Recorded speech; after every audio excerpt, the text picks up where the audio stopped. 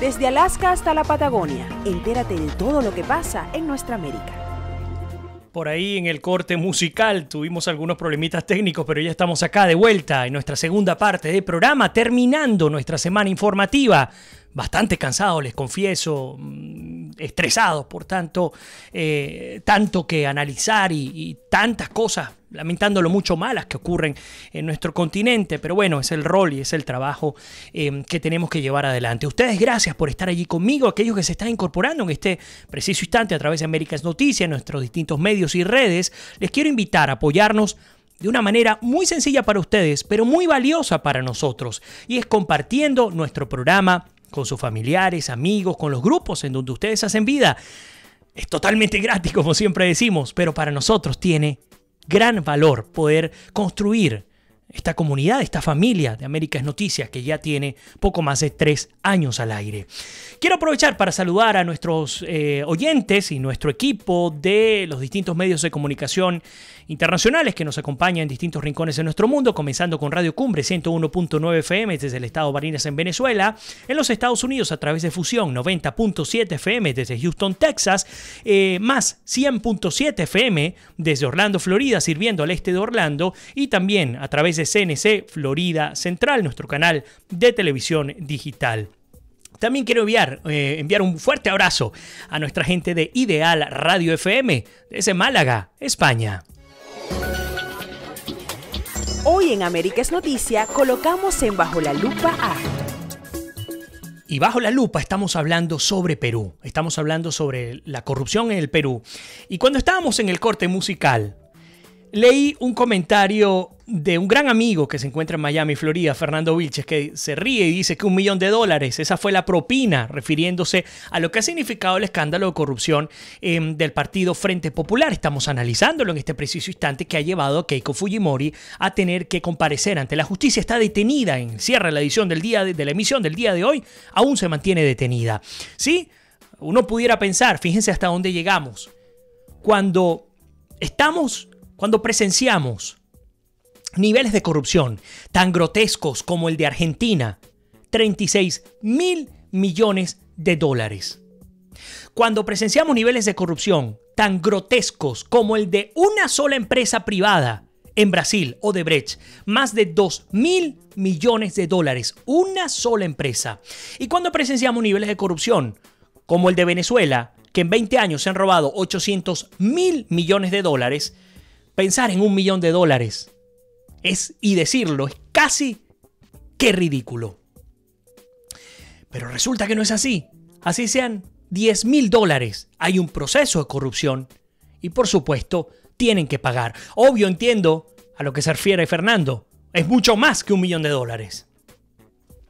En el caso de la campaña de Santos, vimos en su oportunidad como Odebrecht también aportó, si mal no recuerdo, $5 millones a su campaña, como incluso en otros países, como en el propio Perú, como en Argentina, como en República Dominicana, en Panamá, en todos lados metieron sus tentáculos este grupo empresarial de Odebrecht. Pero así es, Neptalí dice, Puerto Rico es grande la corrupción en el gobierno, y lo que dice Neptalí es muy cierto, y no solo la corrupción, sino que el nepotismo, la desidia, la corrupción como tal, ha llevado a que esa preciosa isla del Caribe deba $72.000 millones, lo que se denomina como los fondos buitres, que en vez de haber generado desarrollo para Puerto Rico, lo que hicieron fue prácticamente secar a la isla, una isla con toda la potencialidad del mundo desde el punto de vista de capital humano y también de las características propias de Puerto Rico, pero que, lamentándolo mucho, está prácticamente, y es así, está en bancarrota. Y no solo en bancarrota, sino también afrontando el azote también ambiental, que ya lo conocemos, lo que ocurrió el año pasado y que aún se sigue viviendo. Por ahí José Silva Ramírez dice: el sistema económico y social es un fracaso que nos ancló el espíritu colonialista de hacer el dinero rápido. Totalmente de acuerdo con José Silva Ramírez. Además tenemos un poco más abajo, Elena dice, no hay momento fijo para que se conecte alguien desde el desierto del Sahara, alabado sea el Santísimo, nos dice Elena Madán. Ignacio Frenhagen ya está de vuelta en Buenos Aires, nos acompaña, mi gran amigo y colega periodista argentino, la semana pasada, incluso esta misma semana estaba en Santiago de Chile, ahora nos acompaña desde Buenos Aires de nuevo. Mónica dice, celebro la decisión de Colombia de otorgar el estatus de refugiado. Julio Borges, esa es noticia caliente, ha salido en esta emisión. Y también me alegra que Colombia no cierre la frontera con Venezuela. Mi querida colega y amiga Catherine Pérez González está con nosotros también de Más 100.7 FM, que pronto espero tenerla acá en el programa. Fernando dice, me he dado cuenta con el tiempo que no tenemos tiempo ni calculadora para saber cuánto dinero por corrupción ha salido de nuestros países en esta última década. Tiene toda la razón, Fernando, porque es solo lo registrado que podemos conocer. Imagínense lo que aún no conocemos, no sabemos. Isabel dice, no olvidemos aquella vieja frase, no me den, pónganme, donde hay, que yo hago el resto. Estos narcosocialistas, dictadores se encargaron de mejorar este viejo sistema de corrupción y crearon toda esta trama que hoy vemos en nuestra América Latina, nos los comenta nuestra querida Isabel Aguiar. A ver, Héctor Maita desde Vietnam nos dice, con todo y que la corrupción en América Latina es avasallante, existen algunos países donde la justicia es severa e independiente y lleva a algunos presidentes a la cárcel. Lástima que Venezuela, desde hace casi 20 años, el presidente es intocable. Sí, lo de América Latina es cierto, pero hasta un punto determinado, Héctor. Hay elementos que nos hacen pensar que América Latina va a encaminarse hacia una justicia que procure limpiar las instituciones. Pero es totalmente novel, apenas incipiente, están haciendo. Tenemos el caso Otto Pérez Molina en Guatemala, Roxana Valdetti, vicepresidenta en Guatemala, ambos presos, Jimmy Morales peleándose con la Fiscalía y con la Comisión Internacional contra la Impunidad en Guatemala. Tenemos la destitución política de Dilma Rousseff, tenemos el juicio y la condena a Lula da Silva por 12 años y un mes de prisión, tenemos la renuncia a Pedro Pablo Kuczynski, tenemos la investigación a todos los presidentes vivos que se encuentran en el Perú, es cierto. Pero aún así hay mucho por hacer en el continente y sobre todo mucho por enjuiciar, a mucha gente que enjuiciar para poder limpiar nuestras instituciones. Andrina Durán dice, hay que también acabar con esa compra de políticos por parte de esa y cualquier empresa. Propongo una campaña bien llevada por las redes y cualquier medio son tan responsables del desastre de corrupción y lo que hacen los políticos corruptos en nuestras naciones. Por ahí Judith nos reporta desde Holanda que se está congelando la imagen. Cuéntenos a ustedes cómo les está llegando la transmisión. Hasta el momento en mi monitor está llegando de manera correcta. José Silva Ramírez dice, es un problema de sistema social económico y países que no han logrado gran parte de erradicar la corrupción. Es una eterna batalla, sin duda. Es como un virus que muta.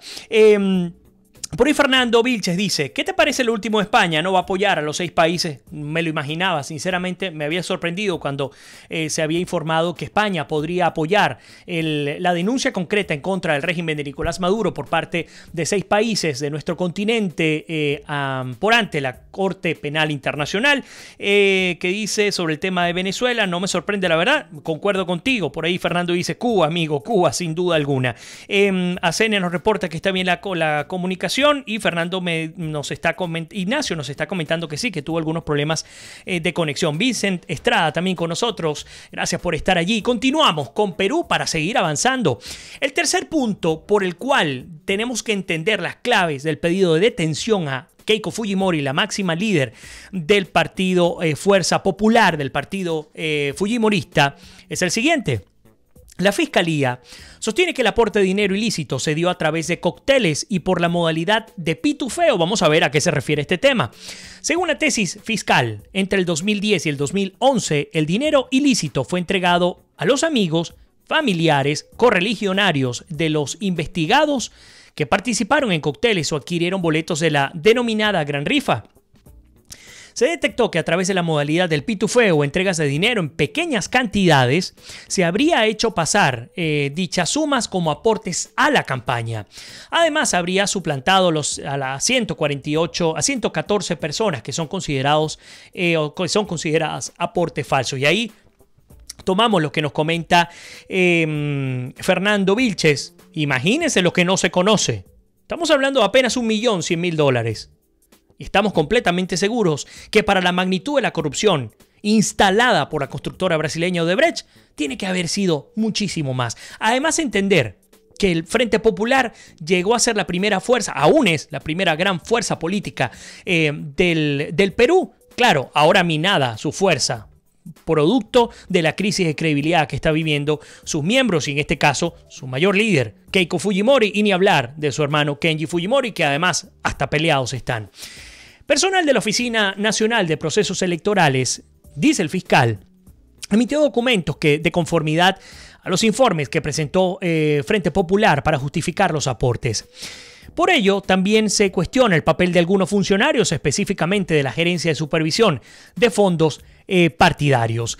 También el cuarto punto que nos comenta el Comercio de Perú tiene que ver con las declaraciones de Marcelo Odebrecht, Jorge Barata y las llamadas telefónicas. Para fundamentar el pedido, se acogió como elementos probatorios las declaraciones de Jorge Barata y Marcelo Odebrecht, quienes declararon que habían aportado dinero a Fuerza 2011, hoy Fuerza Popular. Esto habría quedado reflejado en la anotación Aumentar Keiko 500, que fue hallada en la agenda electrónica de Marcelo Odebrecht. También se identificaron 2 llamadas telefónicas entre Jorge Barata y el exsecretario de Frente Popular, Jaime Yoshiyama. El quinto punto tiene que ver con los testigos clave y aportantes que negaron que habrían entregado el dinero. La orden judicial hace referencia a declaraciones de testigos clave y colaboradores eficaces como da unos códigos quienes habrían confirmado los falsos aportes. Entre los casos analizados por el magistrado está el de Marisol Valles Chong, esposa del congresista de Fuerza Popular Rolando Reategui. Ella aseguró haber aportado unos $27.000 a través de su contadora Micaela del Águila Vera. Sin embargo, esta lo negó. También se recoge la declaración del colaborador y también le dan el código quien sostuvo que en mayo del 2011 el ahora congresista Reategui llegó al restaurante El Dorado en Tarapoto y solicitó a un grupo de personas que firmaran unos recibos como aportes de campaña por haberse excedido en los gastos de la contienda del 2011. El colaborador sostiene que hasta el cocinero del restaurante firmó un recibo en blanco. En diálogo con el Comercio, Reategui dijo que son falsas las afirmaciones y ha dicho que yo fui a hacer política como todo candidato del Congreso, pero dada la persecución, todo lo que yo pueda decir será usado en mi contra, según agregó. El sexto punto, que ha sido clave para la detención de Keiko Fujimori, tiene que ver con la medida preventiva y el caso de los cuellos blancos del puerto. Según la resolución, la detención preliminar se hace necesaria como una medida preventiva, ya que a través de la organización criminal, Keiko Fujimori habría logrado tener influencia e interferencia en el poder legislativo y el poder judicial. Como muestra de ello, se señala el informe que emitió la fiscal contra el crimen organizado, Sandra Castro, que investiga la organización de los cuellos blancos del puerto. El séptimo punto que nos publica el Comercio de Perú tiene que ver con el peligro de obstrucción y de fuga, que es algo natural de cara a Keiko Fujimori. De acuerdo con la resolución, Fujimori no tendría arraigo laboral, refiriéndonos a Keiko, recordemos, por no tener trabajo conocido, y pese a tener familia, su vivienda es alquilada. Por ello, y con la ayuda de la organización criminal, indica el juez, podría eludir a la justicia. A ello señala la resolución, abonó su falta de colaboración con las investigaciones, pues no asistió a las 2 citaciones y obstruyó el allanamiento a un local de Fuerza Popular en el 2017. Voy a incorporar nuevos comentarios. José de Jesús Sivira dice, y que le doy la bienvenida, dice, ¿qué me dice el caso de las 90 toneladas de oro que nos embarcó el banco alemán? ¿Y cómo queda Venezuela con ese daño que le han hecho a todos los venezolanos por culpa de estos narcoasesinos? Y ni decir, José, las cantidades, las toneladas de oro por cantidades que han sido extraídas desde Venezuela y entre otros ha ido a parar a Cuba. ¿Quién va a rescatar eso y en qué oportunidad? Entendiendo que desde Cuba es donde se administra la franquicia. Cuando rescatemos la democracia, ¿de qué manera podemos ir a Cuba y decir, hey, ese oro que está allí es nuestro? ¿De qué manera podemos contabilizar lo que ha significado el envío de ingente material, recursos, petróleo, oro, etcétera, dinero a Cuba. No hay manera de pedirlo, no hay manera de exigirlo de vuelta. Por eso es que ese es otro de los elementos que tendrá que ser tomado en cuenta para juzgar a estos individuos que nos han destruido nuestro capital, nuestra posibilidad de poder salir adelante. Manuel Requena, a ver, no quiero que se me quede nadie por fuera. Beatriz Wasserman, que le doy la bienvenida, dice: al parecer, Angela Merkel afirmó su disposición de acompañar a los 7 países que denunciaron a Maduro ante la Corte Penal Internacional. Ojalá que esto se lleve o se concrete. Andreina Durán dice: de acuerdo con la participación política, porque es nuestra responsabilidad saber elegir a quienes administran no solo recursos, sino también son responsables de dirigir la nación. No es cualquier cosa lo que nos jugamos en cada elección. La política no es mala. Malo es dejar que la politiquería populista te convenza de que los elijas. Buen aporte que nos da nuestra querida Andreina Durán. Manuel Requena nos comenta: no es solo cuestión exclusiva de los políticos. Las raíces son muy frágiles, como por ejemplo el empleado que se lleva material de la oficina, los empleados que cobran sin trabajar. Es cuestión de principios. Qué buen punto que nos da Manuel. Es tiempo de renacer y darle el peso que merece a lo moral. Todo esto comienza desde nuestros propios hogares. Y fíjense que lo que está comentando Manuel me permite tomar la excusa para hablarles de un video al que tuve acceso el día de hoy. Un ciudadano común y corriente iba en su vehículo en la ciudad de Caracas, y esto aplica para buena parte del continente. Se detuvo para ver que en un bulevar, me imagino que algunos de ustedes lo vieron, una señora de cierta edad estaba tomando plantas, plantas que estaban allí sembradas por la municipalidad del sector. Las estaba tomando, se las estaba llevando, y este ciudadano, que me pareció muy pertinente lo que hizo, emplazó a la señora y le decía que por qué ella estaba tomando esas plantas. Lo que estaba haciendo era robando. Eso era un robo. Y qué bueno, porque tiene que ver con lo que dice Manuel Requena. Esta señora le respondía, molesta, le decía que ella no estaba robando porque eso se había pagado con sus impuestos. Imagínense ustedes hasta dónde llega la cosa.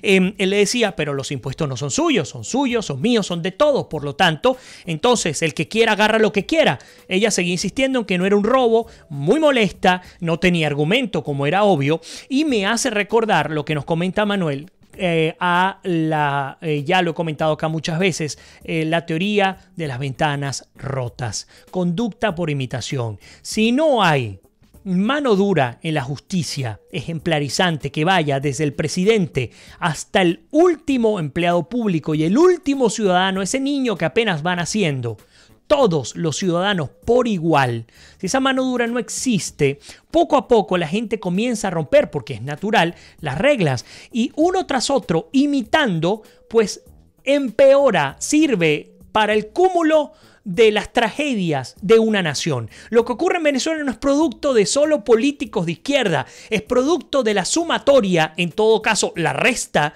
que le hemos infringido la mayoría de los venezolanos al país de una u otra manera en uno u otro momento.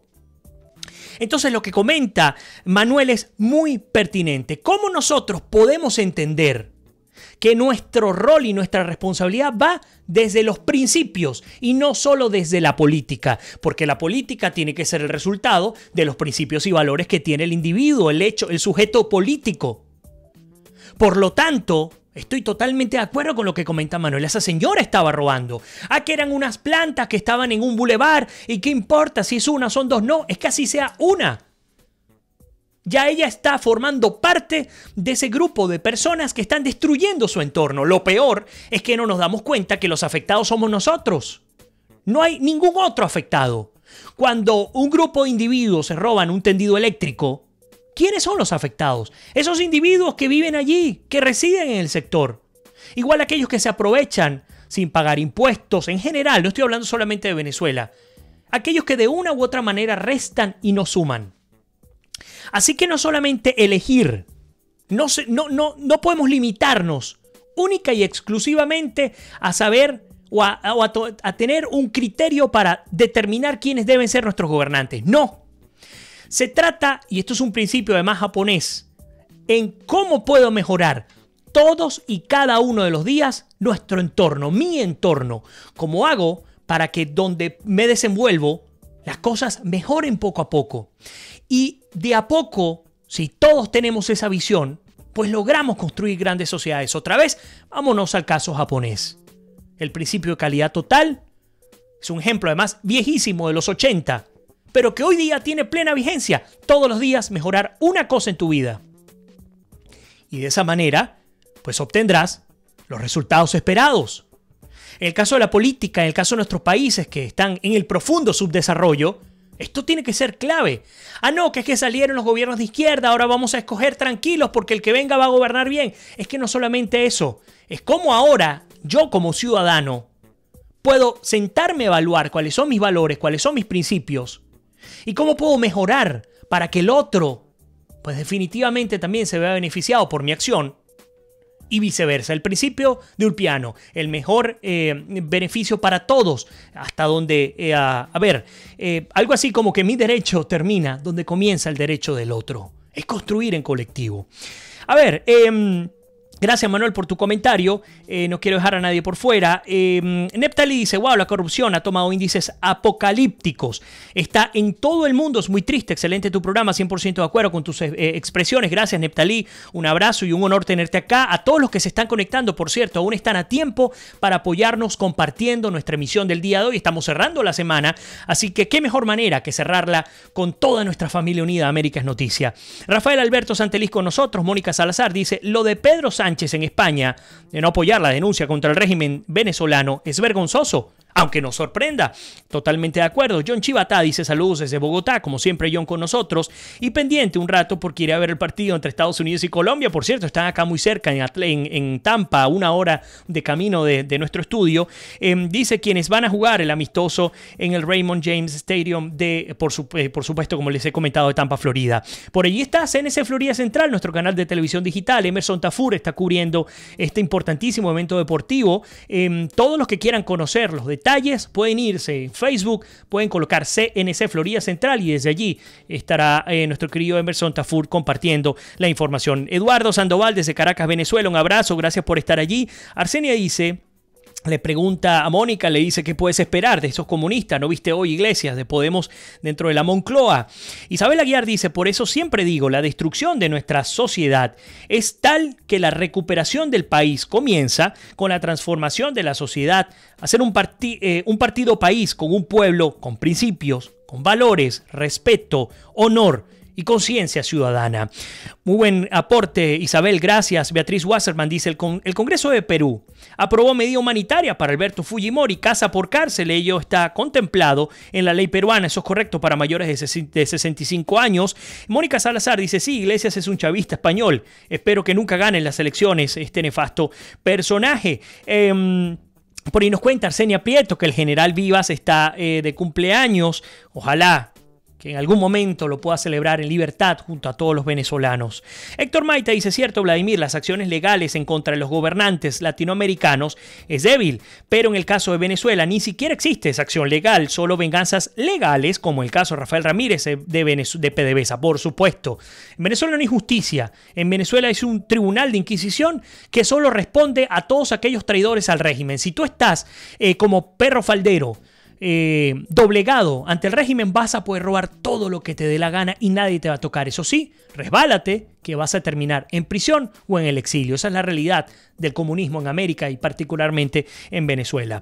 Elena dice, robar en Cuba no es solo una costumbre necesaria, ya viene en el ADN y para revertir esa costumbre necesitamos generaciones de generaciones. Es triste, pero es una realidad. Reina Zulay Torrealba también nos saluda, dice buenas noches, qué bueno que estás conectada, pero nos toca despedirnos de nuestra emisión del día de hoy en América es Noticia. Como siempre se va muy rápido nuestro programa, pero ahora sí nos toca descansar, les soy sincero. A ustedes también, porque esta semana ha sido muy fuerte para nosotros como familia. Arrancamos con la trágica información del asesinato del concejal del municipio Libertador en Caracas, Fernando Albán, y hemos estado hablando, por supuesto, haciéndole seguimiento exhaustivo a este caso y al resto de nuestro continente. Ustedes, muchísimas gracias por acompañarnos, por compartir el programa. Aquellos que están en este momento con nosotros y no lo han hecho aún, aunque nos vamos fuera del aire, están a tiempo para que en diferido familiares y amigos tengan la oportunidad de escucharnos y de vernos y de colocar su opinión. Así que como siempre les digo, que Dios me los bendiga, se les quiere, se me cuidan y nos despedimos Será hasta la próxima.